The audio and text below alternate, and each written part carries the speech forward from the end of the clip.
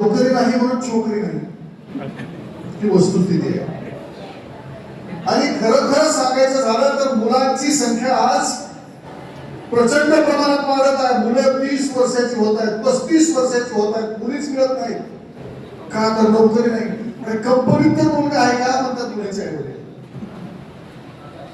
तेव्हा कंपनीत चांगली नोकरी देण्यासाठी प्रीतम सर आलेले आहेत. काळजी करू नका, तुम्हाला या कंपनीत रुजू झाल्याबरोबर मुली मिळणार आहे. असे मुलींचं गुणोत्तर प्रमाण बघितलं प्रीतम सर, फार मोठी तफावत आहे. 100 मुलं आहेत आणि 70-75 सुद्धा मुली नाही. पण त्या 25 मुलांनी काय करावं होतंय का? म्हणजे उंतर येणार आहे का? अवघड आहे. तेव्हा स्किल पाहिजे, कौशल्य पाहिजे. सगळ्या मुलांनी या नोकरीचा संधी कुणी काम करायला लाजू नका. कोणत्याही प्रकारचं हाताला काम येऊ, ते आलेलं काम नीटपणाने आपल्याला करता आलं पाहिजे. बनसोडे साहेब आपल्या मतदारसंघाचा आमदार म्हणून जेव्हा आले तेव्हा अनेक वेळा आम्ही सांगत असतो, उदगीर विधानसभा मतदारसंघाने किती आमदार बघितले, पण बनसोडे साहेबांच्या सारखा काम करणारा आमदार आम्ही कधीच बघितला नाही. रात्रंदिवस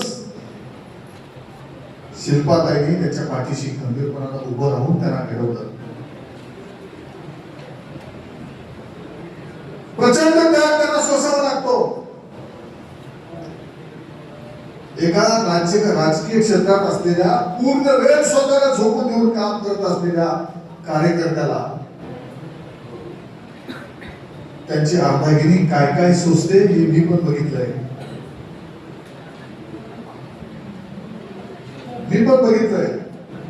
ताई, तुम्ही बोलत नव्हता विधानसभेच्या या निवडणुकीच्या अगोदर, भाषण करायला तुम्हाला येत नव्हतं.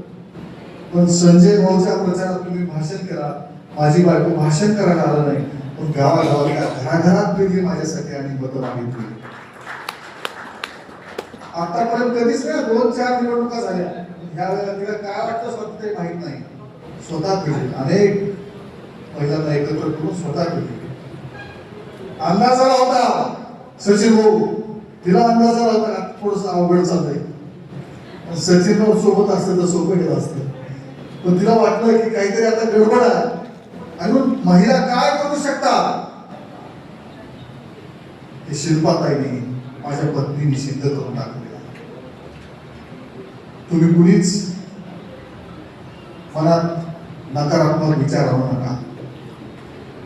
मुलींना जॉब त्या ठिकाणी दिला चाललेला आहे. तुमच्या सुरक्षेची हमी,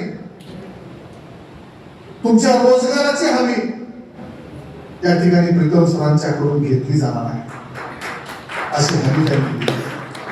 तेव्हा कुणी काळजी करण्याचे कारण नाही. आणि वेगवेगळ्या ज्या कंपन्या इथं आलेल्या आहेत, कुणी नागपूरला असलेल्या कंपनीचं सांगितलं, प्रथम एज्युकेशन